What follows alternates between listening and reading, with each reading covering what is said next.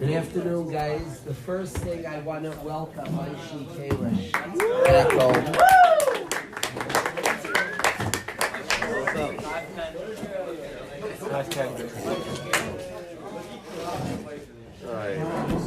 I wanna describe Azriel before we learn Torah Eli. I want to describe Zevi. I want you to hear Salyo. I want you to hear this. An honest Shlomo. I meant to tell Shlomo. I haven't told Shlomo this. Azriel, you take off your coat. I'll share some. Donnie, if you take off your coat, I'll share something cool. Oh boy, we got. Listen, but I want you to come close. Bring Aryeh Muller, that good-looking guy. Bring him. Aryeh, come. I want you to hear this. Tzvi, Nissim's also good-looking, of course. Tzvi, Martcha, I want you to hear this, Martcha.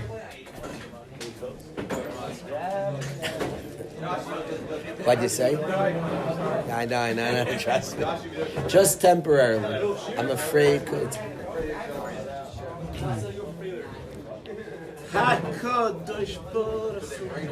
Morty Samovich met with his Rebbe from Rav Fisher, one of his Rebbeim, right? Mordechai Ben Izvi, right? Ben Izvi. Right? Ben Izvi happens to be my brother-in-law. He happens to be a Veltz Talmud Chacham, a tremendous Talmud Chacham, a tzaddik, and a very present person. And Rabbi Ben Izvi asked Morty Samowitz, what do you do? So he said, I'm a dorm counselor. So Rabbi Ben Izvi asked, what does a dorm counselor do? Now, if you wonder, dorm counselor, to us it's like Pashat. To the world, here's the word dorm counselor. It's not always, I'm not being Maitzi Laz. There's this and that. Dorm counselors are beautiful people. Whenever you fall prey to generalizations, to take a whole group and wrap, a dorm counselor can be different things. Stereotype is dangerous, but often it's like a police. Pacey, when you picture a dorm counselor, some policeman who's, catching people, vecking, he wakes up the chevra, dumps some water, a water gun, a dorm counselor. So, Rabbi Ben Izvi Shlita, this tzaddik, Zach, he says to Morty, what is a dorm counselor? What are you referring to? It's typically not a full-time job. How much time does it take to yell at a few youngsters, tell them to knock it off, vecking in the morning? So Morty Samowitz innocently starts describing a dorm counselor. What do you mean? I notice people, I talk, I listen, I encourage. He starts describing the job in like a dorm counselor. He starts describing, Maisha, you told you the story? He starts describing what a dorm counselor does in yeshiva. He looks up, and Rabbi Ben Izvi Shlit is pouring tears. A true story. He's pouring tears. He's just bawling. We're so used to, I'm a dorm counselor, to a tzaddik of a yiddi describe somebody who's trying to make somebody comfortable, trying to see somebody, trying to listen and hear and encourage. Rabbi Ben Izvi Shlita just started crying, pouring tears. We're so used to that's a kapella. It's a pella. Somebody who's spending time to encourage another, to see another, to validate another, to just make sure somebody else is seen, make sure somebody else is noticed and encouraged. It's crazy. We get so used to it, Morty. When a tzaddik was described, and Morty Samowitz was not trying to exaggerate. He was describing what his job is. A tzaddik heard it, started pouring tears. So I want to welcome Rabbi Kalish back home and appreciate what you do here. Right? We get used to things. I guarantee, I say this sincere. Eliyahu could say Eidos. Where's Eliyahu Wertenthal? I think he's in the room next door. Eliyahu. Eliyahu Wertenthal going once. Eliyahu's in the next room could say Eidos. We went with a group of guys here to do what we do in the afternoon in front of 200 public school kids. At first, they came in mayor like a little rowdy, excited, with their phones. Geschmack. 3 minutes in, they would put down the phones. A few minutes, Elio, describe to me, first of all, I love you. Second of all, yo, what was the reaction? Shlomo was singing, Azriel was singing. What was the reaction of many of the 200 kids who were listening? They were like silent, no one really cared. It was actually insane. There were like people crying. A girl almost fainted. And I went over to the EMT person afterward, and he was like, it was crazy, like this girl almost fainted in the crowd. And I was like, yeah, I know I have like an imposing stage presence. He's like, no, it was the other guy. That's what Elio said in the car afterwards, he said, for 6 years, I'm like sitting with this. And then he like, Elio is like so, from the most intelligent people and honest people I've ever met in my life. He's like, I've heard this for 6 years. Then he like looks up, like he figures, like you could see like the light bulb go on. He's like, they're kind of right. He chaps. Rob, that wasn't bad. I'm no Rebezi, but You heard that? What do you think? You just been represented. Keep this coming, baby. Rob, that was good. But Elio acknowledged, we get used to things. Sometimes you hear it from another place, it's like he's right. The dorm counselor thing, it's a horrible name, dorm counselor, because it's associated. I was saying, Eliyahu, that Morty Sandwich was describing to Rabbi Izvi a dorm counselor's role, and Rabbi Izvi started pouring tears. Morty looked up, was like, whoa. We get used to things like as if it's normal, that a human being is like attentive to another, and his whole essence and job is to make sure another is comfortable, is kind of crazy. So what we get used to, maybe sometimes in the Parashiyas HaTorah we're handling a little bit Yisrei. Yisrei comes in, and sometimes in the eyes of somebody who's not used to, it awakens us, oh my goodness, we have something special. The Frum family that's sitting at the Shabbos table, I'm not talking about when they try to make it geschmack for Joe. I'm talking about when they're just doing Shabbos, just doing Shabbat. And Joe is there and he's like wide-eyed and like, oh, we forgot this is amazing. Any Joe. But really, really appreciate Moshe, and thankful he's back. I'm thankful Yankov's back. Thankful Eliyahu's back, and Shlomo's back, and Yitzi's back, and Zach is back, and Eliyahu. And just greatly appreciated what the dorm councils do in Yeshiva.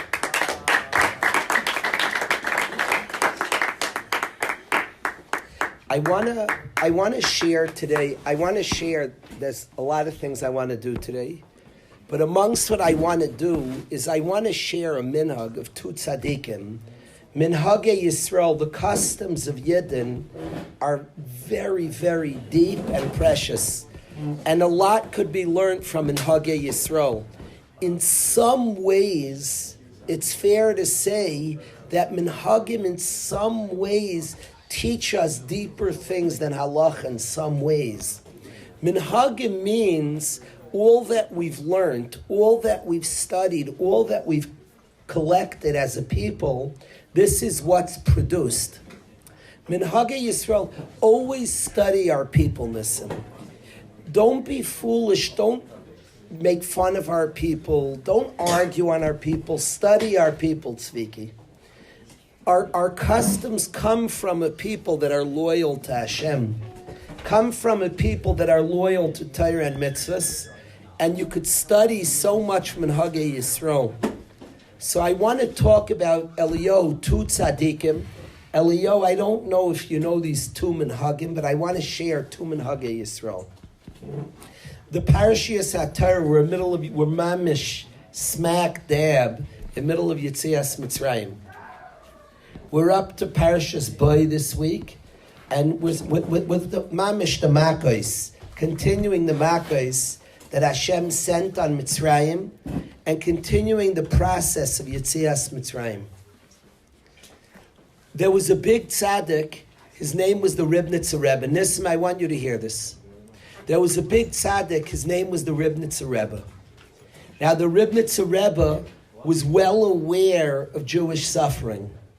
The Ribnitzer Rebbe lived in Russia. He came to America, to this beautiful country, to this country that allows us to be Yidden with freedoms. And the Ribnitzer came from Russia. You weren't allowed to serve Hashem. We had a Yid sitting in this base medrash, a beautiful Yid, who described in Rashi, didn't know what Rosh Hashanah and Yom Kippur were. A Yid didn't know what Rosh Hashanah and Yom Kippur, and that was done by the Russians, who didn't want us to know what Rosh Hashanah and Yom Kippur were.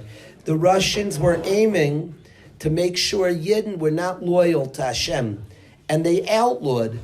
They made it usher to be loyal to Hashem. Morty, the Ribnitzer Rebbe, what was his name? Chaim Zanvil. Say that. Say those words. Holy words. Reb Chaim Zanvil was the Ribnitzer Rebbe. Not Shlita Zatzal. He's not alive. But I want to tell you, Morty, I want to tell you a little about the Ribnitzer Rebbe, Morty. The Ribnitzer Rebbe in Russia, to do a bris milah was illegal. To do a circumcision, to do a bris milah was illegal. And it was illegal because they didn't want us to be connected to Hashem.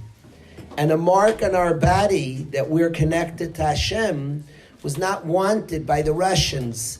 The claim of milah, we have a connection to God, was always our enemies of any mitzvah. They do not like bris milah. Hitler, Yamach Shemai, I read it to the Chevra, said that he hated the mitzvah of bris milah. The audacity, a mark on our body that says a bris is a treaty.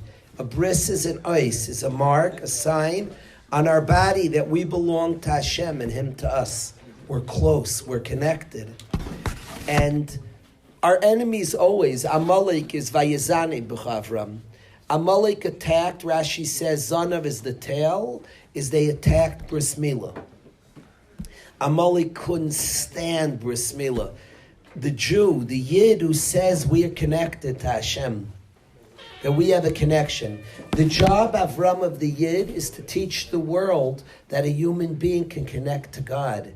And in this world, we can connect. In this finite world, we can connect to the infinite. And a Jew, a Yid, who's loyal to Hashem, who thanks Hashem, a Yid who lives his life here, deeply connected to Hashem, announces to the world, in the words of Yamach Shemai, Hitler, Yamach Shemai v'Zichrei, he said the Jews are the guilty conscience of the world. They make us, he said, we are barbaric. We want to do whatever we want. And there's a people who announce to the world that there's a Hashem, Yesh Din v'Yesh Dayan. There's a Rabbeinu Shalom who wants to connect us, who we're capable of connecting to. And the milah, the ice on our body, the bris that every time we bench, we thank Hashem al brischa shechasamta bivsarenu, for the bris on our body that reminds us we're connected to the Rabbeinu Shalom. That reminds us we can connect to Hashem, thank Him, appreciate Him, express the holy neshama that He put inside of us, and we can actually be a representation of Hashem, where we can be Mekadesh Shem Shemaim. And our enemies have always hated bris, and in Russia, bris milah was outlawed. The Ribnitzer Rebbe went around Russia performing bris milah to the threat of his own life. One to do this was crazy. And the Rebbe would travel around Russia. He did hundreds and hundreds and hundreds of bris milahs, all around Russia, traveling, often multiple brisais a day. Crazy. To us, we sit here, Baruch Hashem, we've never experienced a country who's murderously trying to stop a Yid from being a Yid. But Reb Chaim Zanvil, the Ribnitzer, lived in such circumstances, and he would travel around Sviki doing bris milah. I advise, if guys one bein Asmanim, Pesach, the summer, read up about Russian Jewry. Read up around, Maishi read the book To Remain a Jew. Very advisable to hear about these heroes of the spirit. But Reb Chaim Zanvil, the Ribnitzer, would go around performing brisais. This tzaddik famously, so he saw a lot growing up in Russia, being in a country that fought. He saw people killed for being a Jew. He saw friends of his and people he knew who didn't know what Rosh Hashanah and Yom Kippur were. He saw a revolution against the Jew, against the Yid. He saw suffering, the Ribnitzer Rebbe. On Tisha B'Av, famously, the Ribnitzer Rebbe fasted 2 days Tisha B'Av. Famously fasted Tisha B'Av and Yud B'Av 2 days straight. Nissim, the Ribnitzer only ate at night all year round. So he fasted every day of the year. He did not eat during the day. He ate late at night only. Did not eat all day for many, many years. But Tisha B'Av, he fasted 2 days straight. No eating in between. 9, 10, 2 straight days of fasting every year. And famously, the Ribnitzer Rebbe, I saw pictures. If you haven't seen it, it's kedai to see. He was black. He would pour ashes over his head, and he was black. His face looked completely full. He would pour ashes over his head. The only spot in his face that wasn't black was a line down here, because he was pouring tears. I've heard this from people who saw him on Tisha B'Av. Tears were pouring a lot of the day down his face. The whole 9th and half the 10th. The second half of the 10th day he was starting to cheer up a little bit. But for a day and a half, the Ribnitzer was pouring, crying for our people who have gone through a lot, feeling the pain of Am Yisrael, the Gullus, the Klal Yisrael as a whole, and Yechidim in our people as individuals, and the Rebbe feeling our pain would sit there Tisha B'Av mourning and grieving and feeling the pain of a people who's been through a lot in Gullus. So you'd see his blackened face, that ashes at set time. He poured ashes over his whole face, and they fell over his whole head. And then tears falling down his face, like you'd see a line of white. You could see pictures of this Mara Hanoira, this awesome scene. What I found out, we have a guy in yeshiva, one of the beautiful people who've been in this yeshiva the last couple of years. There's a bacher, he's a cousin of our own Rav Ezi, and his name is Davi Gottlieb. Beautiful person. I was zeichet to see him in Eretz Yisrael. He looks great, and is continuing his journey and steiging in Eretz Yisrael, Rav Fisher's beautiful yeshiva. Davi Gottlieb's grandfather was a gabbai, was helping out the Ribnitzer Rebbe. So Davi Gottlieb has a lot of pull, and I asked Davi to ask Mordechai ben David. Mordechai ben David as well was the gabbai of the Ribnitzer Rebbe. And I asked Davi, they were best friends, Mordechai ben David. What did you say? Davi Gottlieb said that Ari Klein, Zechrona Levracha, was a brother-in-law of Mordechai ben David. That I did not know. Yaha. Davi Gottlieb's grandfather, Rabbi Klein, who was a gabbai, who served the Ribnitzer Rebbe, was a brother-in-law to Yabad L'chaim, to Reb Mordechai ben David. They were brother-in-laws, Reb Ezi has just taught me. So I asked Davi Klein, who I now know is related to Mordechai ben David, but I asked him to please voice note Reb Mordechai ben David, and asked him, is the following true? Reb Mordechai ben David sent back a voice note to Davi, which Davi played for me, and he verified the following thing is absolute truth. Where were the ashes? And listen to this. Yitzi, listen to this. I think this is gorgeous. As you should also listen. The ashes that the Ribnitzer Rebbe would pour over his head and mourn our gullus, our difficult journeys, bichlal, for the entirety of our peopleness, and befrat for every yid. Where were those ashes from? Where had the Ribnitzer? Said Mordechai ben David, that the Ribnitzer asked me, Mordechai ben David said this in a voice recording, I would go take those ashes, thank you Aryeh for being here, I would take those ashes I would take the ashes from the matzah baking.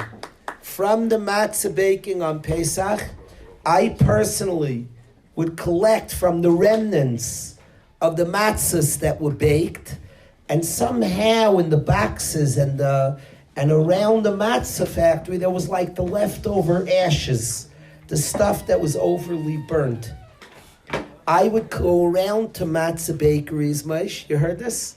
I would collect the ashes, give them to the Ribnitzer, and those were the ashes that he dumped over his head. I want you to absorb that visual, and I want to talk about that. I think, Dovi, that's stunning. Welcome home, Dovi. I think, Josh, you hear this? Did you ever know this? Everybody visualize with me. It's Nissim, please visualize the Ribnitzer's custom. He's pouring ashes over his head. He's sitting, mourning one of the great feelers of the pain of our people. A Yidu mamish felt the Yid. The Ribnitzer's brachas were otherworldly. I know people who got brachas from the Ribnitzer. Crazy stories. Yes. And the Ribnitzer, whose brachas counted and mattered because of how much he cared about our people. He felt our people. The Ribnitzer would go around to give bris milah to our people, Tzviki. The ashes over his head on Tisha B'Av were from where? They were from the Matzah. That's one. I'm going to explain it. It is Gewalt. But I want first you're absorbing the scene. Step one. We're going to get there in a second, Pacey. Next custom. Hold that one. We're going to go back to in a minute, Nissim. Next thing I want to study, AY. But if you have a code, I won't share the next thing.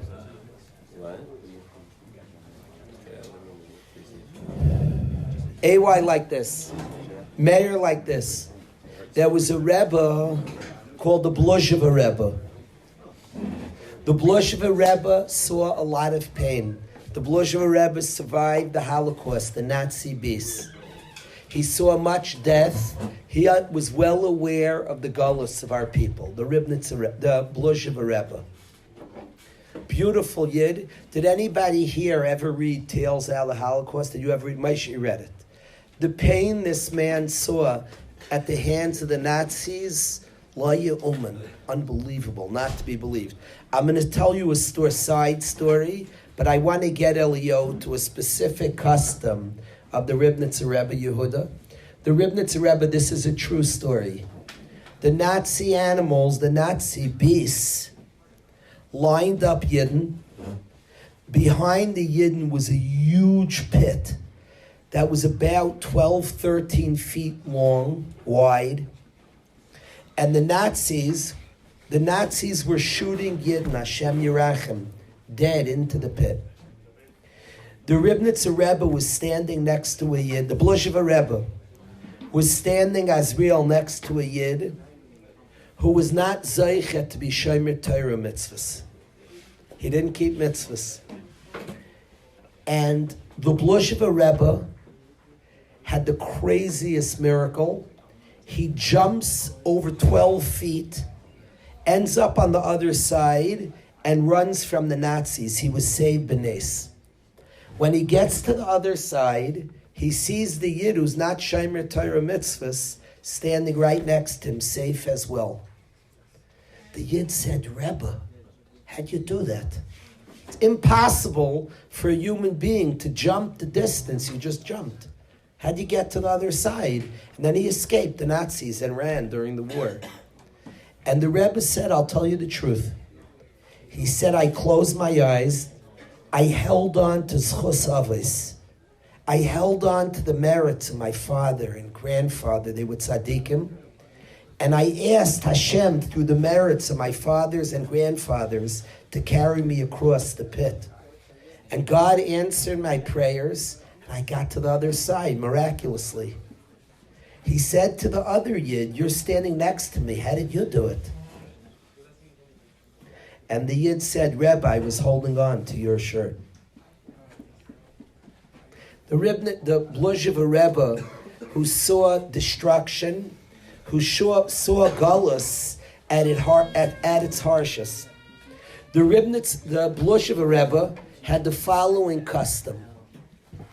One of the saddest meals of the year, probably the saddest meal of the year, is the meal right before Tisha B'Av. Right before Tisha B'Av, when we mark our Gullus, when we think about the Gullus, klali, of the entirety of our people, and the Gullus Prati, our own individual stories, so we sit down on the floor alone. You're not supposed to eat this meal with another. There's a lonely space of suffering. You don't eat it with anybody else. You sit on the floor. You take one piece of bread dipped in ashes. You take an egg, and the person alone, the piece of bread dipped in ashes and an egg dipped in ashes, and the Yid sits down on the floor and eats a lonely Suda. And we contemplate Jewish suffering, Gullus.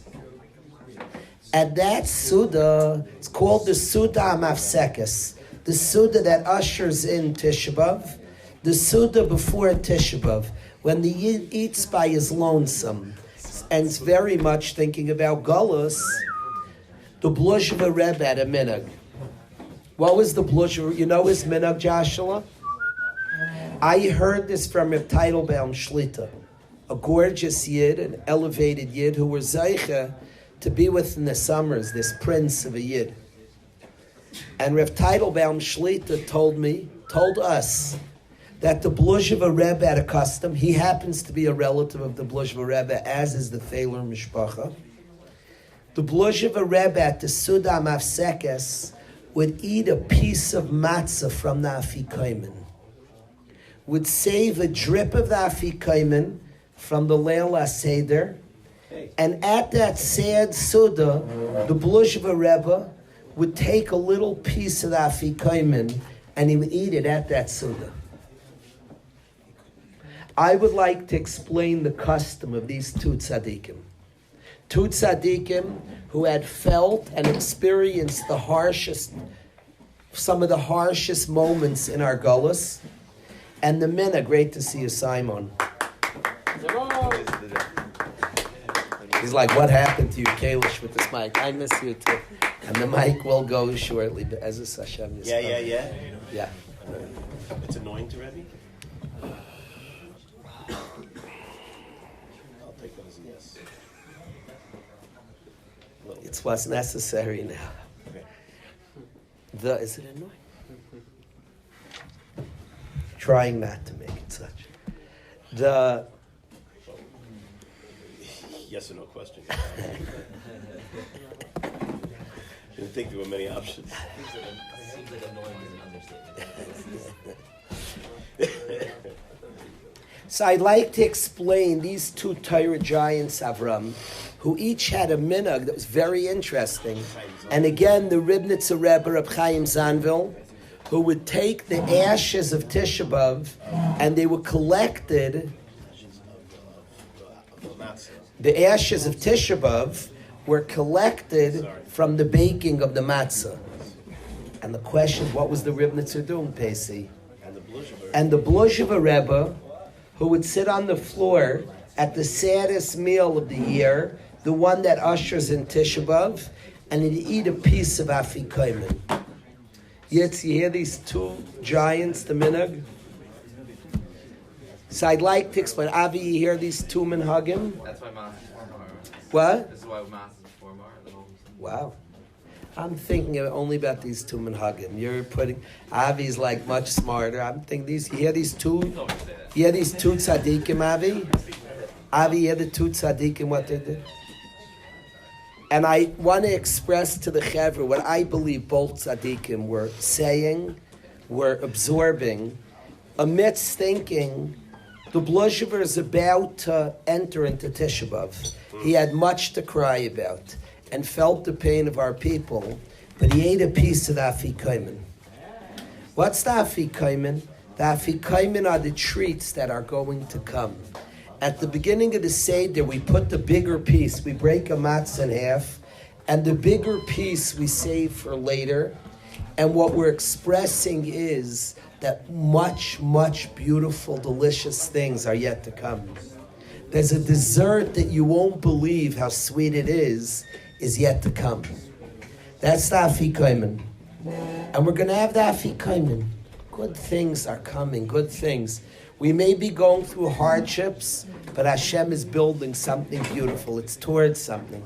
Something's coming, something beautiful. Something, whatever goodness is here now, is only building. And the larger piece for later. And Afikomen, that's so much of the Seder. It's funny, never make fun of Jewish minhagim. The cynic says, Siddharim are crazy. All the kids are thinking about Afikomen. Don't be from. Study our people. A shallow person is crazy. They're so busy just fighting. My kids, thankfully, spent their youth fighting over the Afikomen. But instead of saying, Azriel, oh, this is such a bad idea. Isn't that cool? There's what to study. Zach, how much of your youth at the Starim was fighting who steals the Afikomen?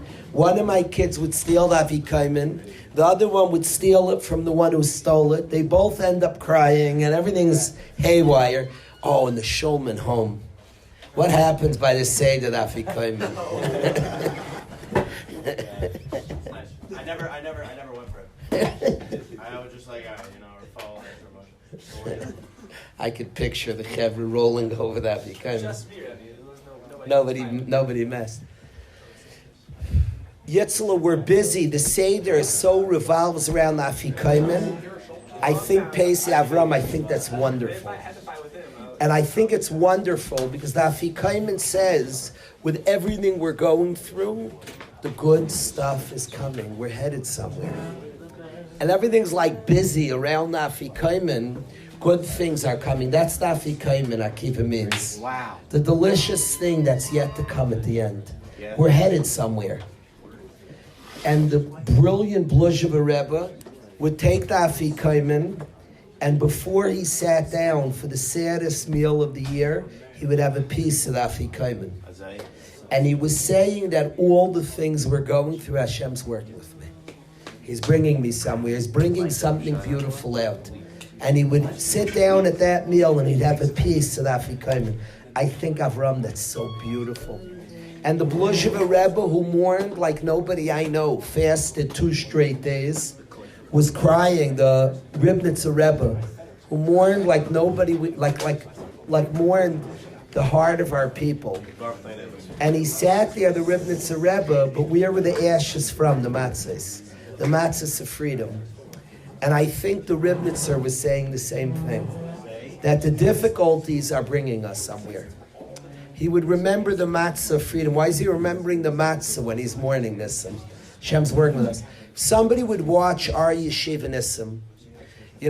People love, there's a group of friends, there are 4 greats who learned in the yeshiva, all 4 Talmidim of Rabbi Russ Shlita. And they have pictures of their 10th grade here, their 11th grade here. It's like iconic pictures. 12th grade here, first year, then till they're married with children. Beautiful pictures. I was zeichet to see one in Eretz Yisrael with his daughters, his beautiful son he just had. 5 children, 5. Kenainar, Ken Yerbu. So, yeah, very good, Rav Ezi. So, Maishi, the before and after pictures, this Nissim, people have like before and after pictures. Picture Nissim in 10th, 11th, 12th, till you're in Kailul, till you're teaching, to imagine that picture, you next to Meir and you're like the 11th grade Rebbe in Yeshiva, and you have a picture yearly, and you could watch in external development. But I want to make clear that it's not like, oh, look how much change. I want to express that the story of difficult, Hashem was bringing us places. He was bringing us. It's not just, we passed that, and Hashem was working with me, bringing me places. This was bringing to that, which was bringing out. The beauty of the 4th picture comes from the 1st picture.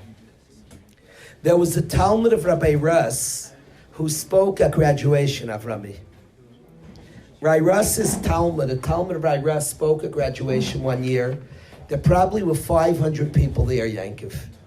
His name was Yankov also, isn't that funny? There were about 500 people there, perhaps. And he said, today, I learn a lot of hours a day. He was a big masmid. And he said, you're celebrating me today. He said, in 10th grade, you would have said, whoa, avoid Waterbury 10th. He said, everything I am today is from them. It's from them, through them. And what the Ribnitzer, what the Bluzhever, I believe, were both saying, while they were mourning and grieving, certainly what's worthy of mourning and grieving, Avram, they were describing that the difficulties were producing something. I don't say that in a light way. I don't say it in a way it's almost mean. So excuse me, a guy comes and cries, and you say, oh, Hashem's producing. Stop. Stop smiling, start crying. Please understand, I'm not talking, it's easy, I'm talking about my stuff. Only my stuff. It's very easy to say it on somebody else's stuff. I'm talking about my stuff, Dan Kalish. I'm talking about our own stuff, that the difficulties we encounter. I want to say it while I'm experiencing some physical discomfort. I'm saying it thinking. I'm not here talking. I'm uncomfortable right now. I'm experiencing physical discomfort. And I want to say to the Chevra, I don't want to say this lightly. I'm not talking. It's easy to say on somebody else. Be quiet on somebody else. Be quiet. Tzviki, I'm talking me. Not talking anybody else. To say it to somebody else is cheap and easy. I don't want to say something cheap and easy. I want to absorb the blush of a Rebbe. I want to absorb what the Ribnitzer taught me. And they're saying an attitude of difficulty Hashem's bringing us somewhere. An emunah, a deep emunah for two Yidden who went through it all and weren't talking to somebody else. It wasn't the cheap schmooze from the Ribnitzer. The Yid felt pain like nobody's business. The Yid was crying 2 days straight, pouring tears, in tremendous absorption and presentness to the difficulties of Gullus. But amidst that, where were the ashes from? They were from the Matzahs. The Ribnitzer absorbed that these tears are producing something. The freedom, the Matzah, the freedom bread. And the Ribnitzer was very present that all these tragedies and difficulties and adversity and Schwerkeit and Hashem's bringing us somewhere. The Bluzhever, who was very present, who was a heart of hearts, from the most loving Yidden, a Yid who loved other Yidden, who felt the pain of our people, but at that Sudam Avsekis, alone on the floor, he was eating some afikomen. Hashem's bringing us somewhere. Hashem's bringing me somewhere. It's painful, I don't understand. But he would eat afikomen. So I want to share this with you and I, sitting here learning the parashas of Gullus and Gula, learning these parashas Boy, coming from parashas Va'era, which followed up Shemais, the story of Gullus and Gula. I want to express these two minhagei Yisrael, that Hashem is bringing us somewhere. Hashem's taking us, and He's bringing us somewhere. I feel this very keenly when I come back to yeshiva. I come from Eretz Yisrael, typically plugged in to guys that are really at a station in their lives, tasting a lot of geula. Yeah. And I come back very much so. And I come back to the yeshiva where many people are experiencing the pains of Gullus. And I want to express, it's not just we've escaped that thing has brought us somewhere. The difficulty, I see a faith, I see humility, I see a care for others, I see hearts that are huge, Yosef. I want to express that I feel like experiencing this, going from Eretz Yisrael to here and here to Eretz Yisrael, Yosef. You're raising your hands, Yosef? Are all, is everything Gullus, is all hardships, like, when the base of English comes, we're not going to have hardships, like, we're, are all things like, because this is Gullus that we live in, like things that don't really seem like, it seems like Gullus over the, like, Gullus and I think. The answer is 100% it's Gullus. You're asking when we get to Beis Hamikdash, is there going to be any Gullus left? Is a Machlokes Rishonim? I don't know the answer.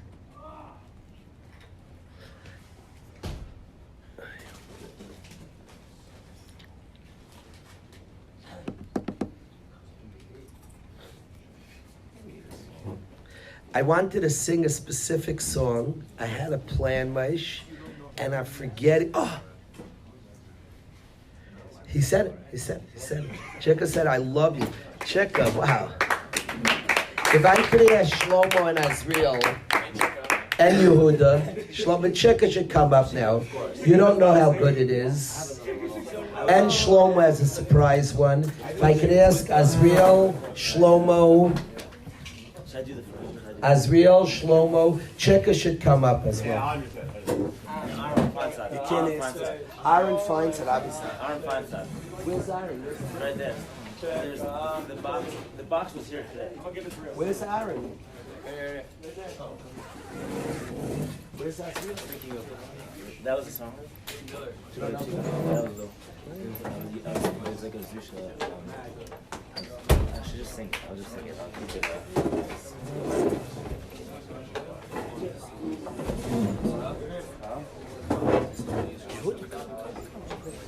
What are you talking about? Drum.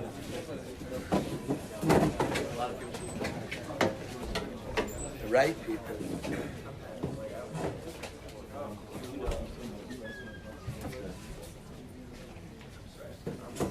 Yes, my Lord is come together.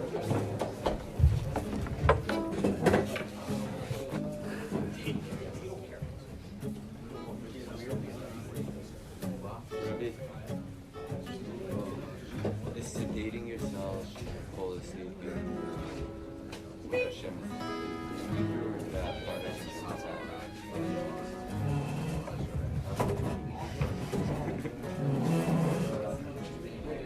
If we do it as part of his plan. You gotta get Chika to sing too. I brought him singing. You gotta get Chika to sing too. Chicka, you have to go up there. At least come to the front. Chika, there's a chair right next to Aaron. Get in there. Do a dance. Welcome home, Chika.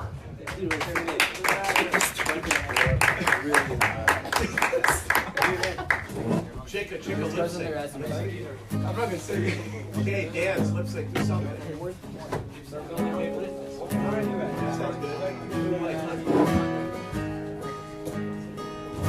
Elio can come up and sing. Hey!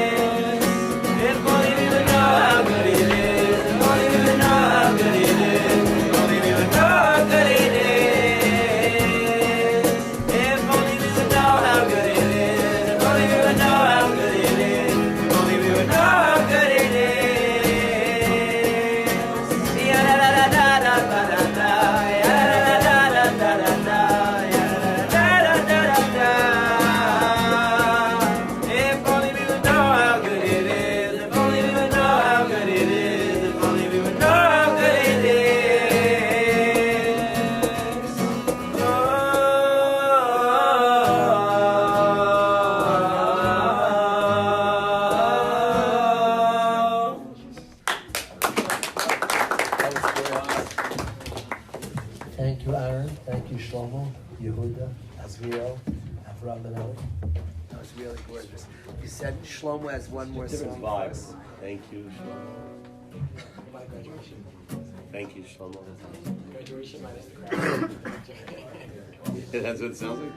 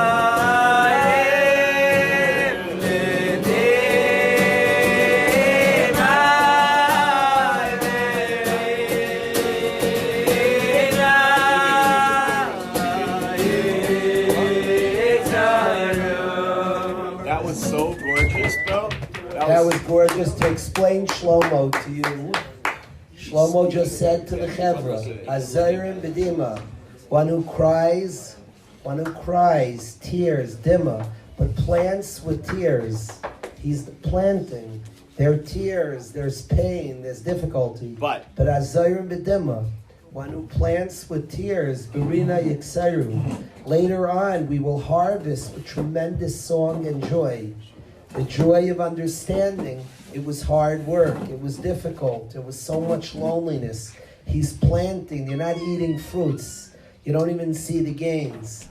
It looks like things are just empty. But Berina Yiksaru, you harvest with tremendous joy of understanding something was coming, something was being planted, you like picked the perfect song. How'd you do But that? I say in like many words, Shlomo sings in few. Thank you, Shlomo Gerd.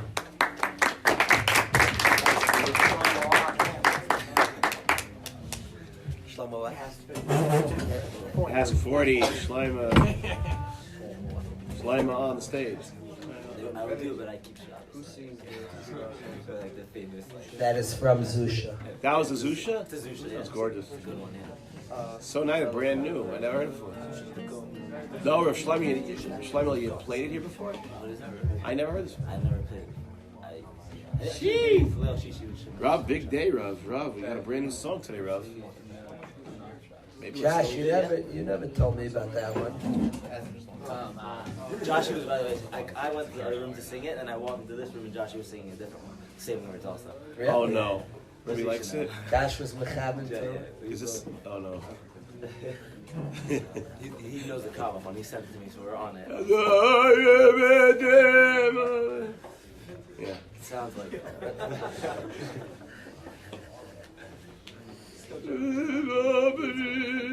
Old Chassidim will know the truth. Go ahead, let's hear it. Josh, you do it. Why not? We'd love to hear. Now we're gonna let off script. We're gonna let Cheka pick any song that he wants to ask the choir to. He wants Chabad, right? but he asked all yours. My Lord is coming back. Cheka, you pick anything in the world. Someone played the outro to SpongeBob. What do you say? What do you say? SpongeBob. Great choice. Outro for SpongeBob. Yeah, it's a phenomenal song. SpongeBob SquarePants. That one? No, that's the intro to SpongeBob. What's the outro? What is it again? Kennish the outro. Rebbe, Vase the outro. Second about, fourth to bottom. Yeah, Chica, just Second bottom. get that guitar and pick it up and keep There's stuff. another one. Why won't you tell it, Josh? Is he doing it right now? I forgot what it is. You know how to do it. I think you should get out there. Cheka, what are you choosing? Great frustration explained by the Wait, yo, Shlomo, that just sounds like. That's what it is. Days on end, days on end. Days on end, days on end, days on You end. said Niggin Balls? Days on end. We don't want Niggin Balls. Why do you have to always play Niggin Balls? Alright, Chica wants it. I'm not one to argue. Who am I? Cheka. Chica? No pressure, chicks. Could be this. Days on end, days on Yo, end. I want to play a good song. Chica. We got this, Chica. Hey, Chica, choose it. You can sing it. Cheka, 3, 2. Whoa. What happened if I missed Ruby does not sound like no. Luffy, Ruby. It's Mike's Mike's not one of mine? This was not like threatening. This was just to help, like. You sounded very much I like thought of 14. Yes, well, you gotta let go. Yes, well, you gotta let go. Yeah. Yes, well. He wants yes. Just Erica. It's all right. See you guys. What was the song the Chebra's asking Cheka to ask for, Avi? Ask.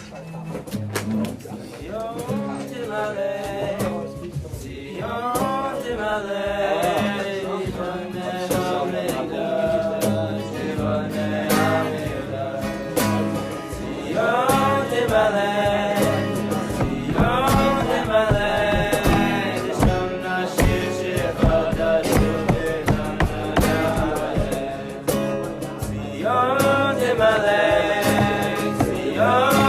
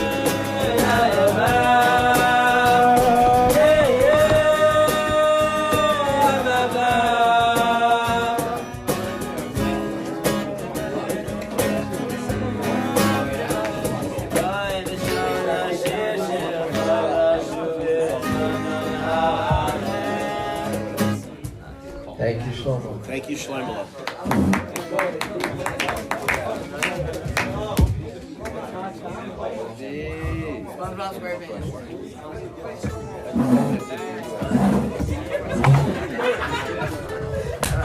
Lord is coming back.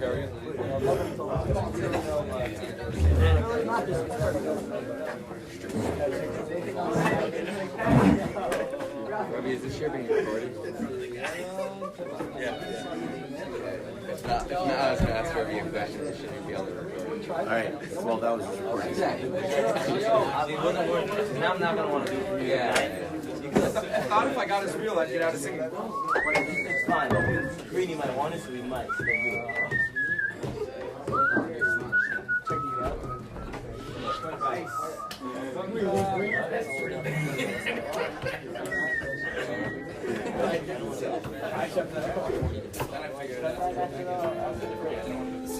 We're all not here. We're all not here together?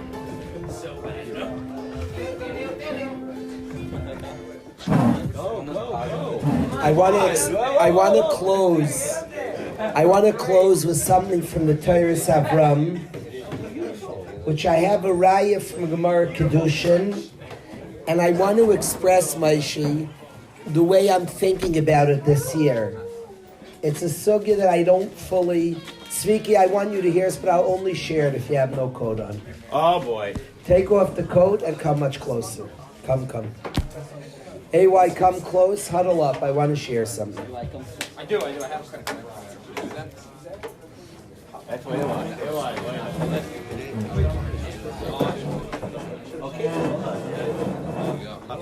Avram, I want to share something. I want to share something with the Chevra. I apologize. I want to try to do without the mic. It's not a good mic thing. I want you to hear this. I want you to hear this. Very much better. Gooks, get in, Gooks. Huddle up.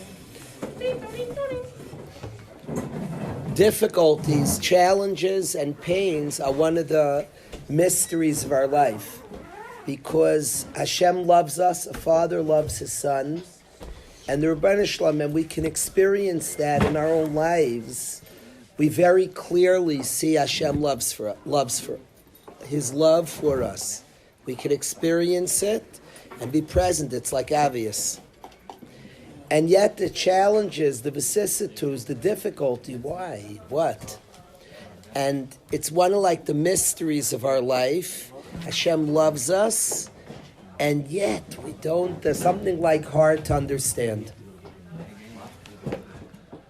The Torah Avram, Avram Kaczynski, he writes about Yisurim that even, I'm sorry?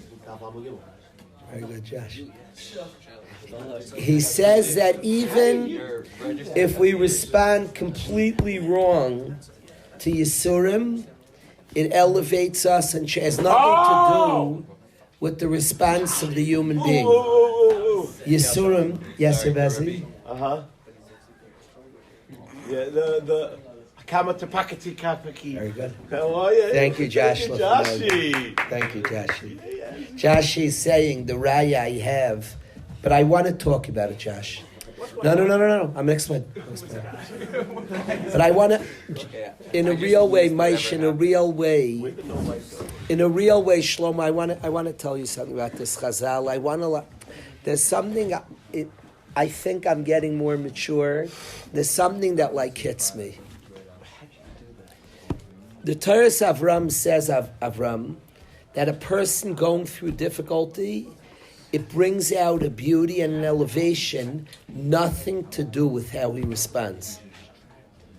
Torah Avram says theoretically, somebody could respond wrong to the challenges, and they're bigger for the difficulties they went through. There's nothing to do with human response, Maish. Now, there are responses, Sviki, and there are things, of course, that we do that bring us closer to Hashem. Human action matters a lot. Mitzvahs are precious and rewarded. The Torah Avram says about Yisurim that it brings something out, Pesi, of a person, nothing to do with the response of a person. Of course, emunah and beautiful responses are rewarded and valuable, for sure. There's a beauty and a mile of difficulties that bring something out of us that have nothing to do with our response. Now, I have a proof to the Teres Avram, though this tzaddik doesn't need my help, the Teres Avram. The Gemara in Kedushin, as Jashi brilliantly remembered, the Gemara in Kedushin Lamed Gimel says that one sees an old guy, one must be noyek covered. One must be mechabed. Halacha, you see an old guy, tzviki, you have to be mechabed him. Why? Kama hirpatki adu alayu. Says Rashi, how many experiences did he go through? And says Rashi, the guy went through a lot of pain. He went through pain, respect him. A guy, an older guy, he went through a lot, respect him. Now I have a question, Zaki. Maybe he didn't handle it right. Maybe he's a grouch today. Maybe he's an old, difficult, hardened, jaded human being.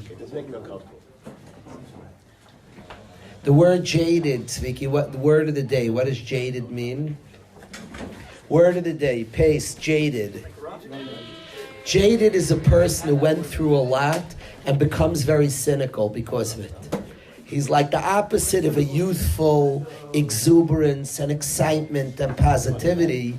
A jaded person went through so much, it never will be good.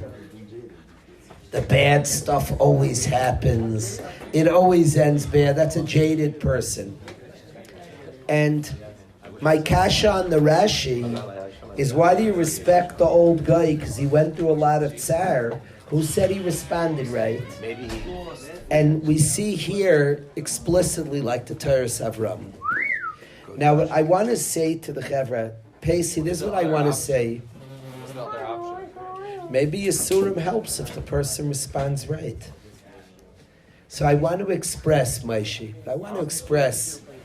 I always like figuring out what Yisurim does. I've mentioned it humbles a person. I've mentioned about Yisurim, it makes his heart softer, more caring. It makes him more full of faith. So I just said 3 things that difficulty could bring out of a person. I described humility. It breaks the arrogance of a person. I described more caring, more empathy. It makes him more caring to others' pain. Faith. It brings out faith. I want to express that there's a lot of things we don't know, a lot of deep, deep things in ourselves, a lot of part of the journey we don't understand. I don't want to make it like it's everything that we could figure out, like we could trace. Hashem's working with us. There are deep, deep secrets to what our neshamas need, like very deep things. I'm trying to trace it and explain it. There's a degree of arrogance to that, where if I understand that I can explain it. Now, Yisurim's a complicated sugya. What Hashem's bringing out of us, to a degree, me explaining it has a degree of arrogance. Oh, I understand. I'm going through this. What you're doing is. There's also a degree. There's a degree Hashem who loves us. I think on a little child, if somebody would ask, like a 5-year-old, could you explain to me your father's theories of chinuch? It would be like a little silly. Imagine you go to Rai Wisnicki's 4-year-old. You go to his son, Avi. Say, Avi, could you explain to me your dad's chinuch ways? Cute. Avi might be able to. He's 4 years old. He's a little child. It's like silly. There's an understanding. His tata loves him, and he's doing things. I don't know. And there's a degree, Zach, with the difficulties of life. I'm striving to, we could say our pshatim. So I see the humility, for sure. I see the faith. I see the empathy, that difficult. Maybe there's sugyas, I don't know. At the point that I experienced the love of my father, I also know our people are gorgeous. See, I look around at our people, you travel around. I just come from Eretz Yisrael seeing thousands of Yidden. We're a really cool people, Tzviki. Could I explain in all our journeys what each thing did? There would be an arrogance.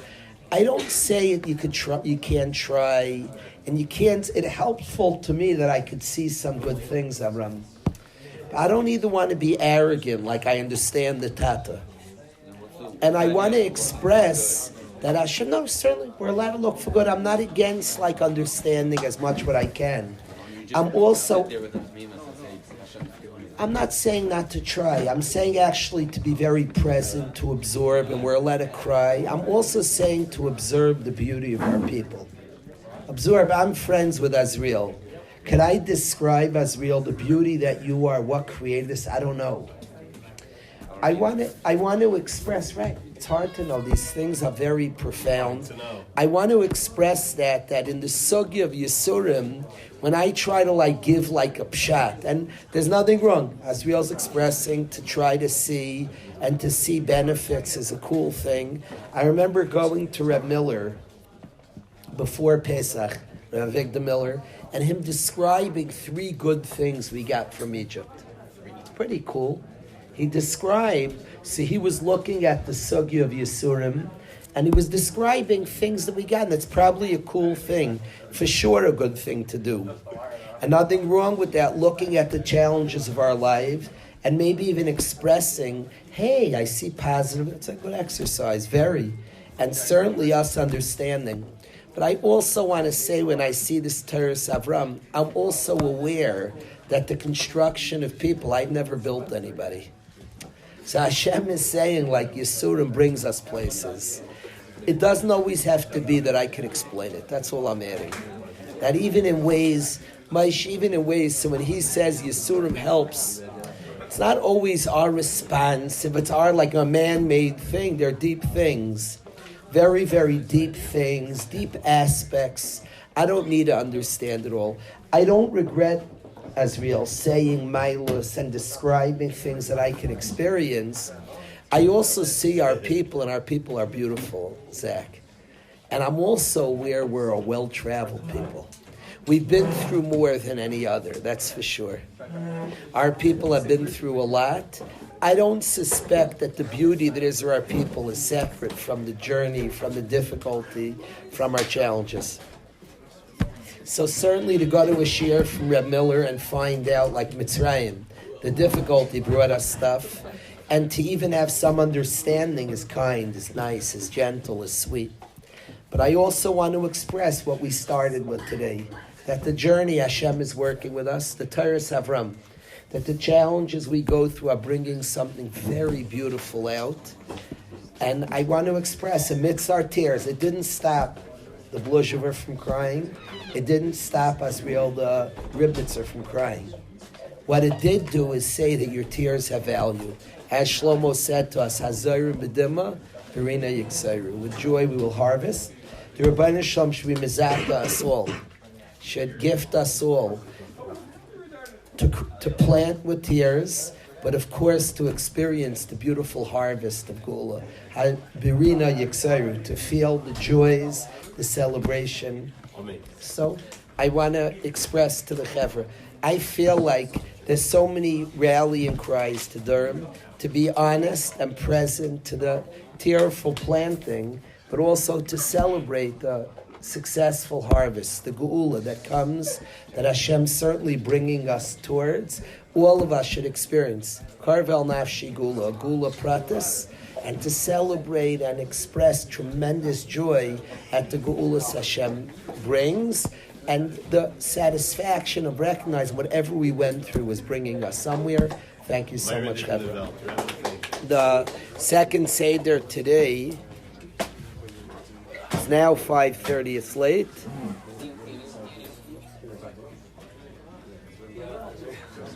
We will start second Seder in 10 minutes. Thank you. Thank